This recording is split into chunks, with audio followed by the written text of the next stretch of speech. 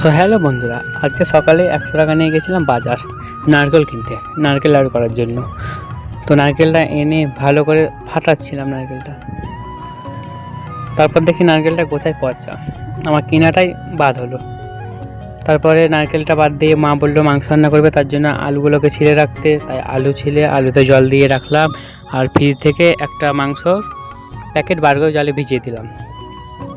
তারপরে আজকে একটা হেলদি স্যালাড খাবো, তার জন্য টক দই ফাটিয়ে নিলাম এবং তার সঙ্গে বেদানা, আপেল কুচি করে দিলাম, আর শসা, একটু গোলমরিচ গুঁড়ো, একটু চিনি আর একটা খেজুর, সবকে কুচি কুচি করে কেটে দিয়ে ভালো করে ফাটাবো।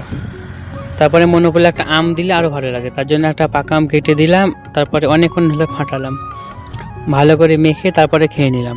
স্যালাড খেতে খেতে আজকের দিনটা কেটে গেল।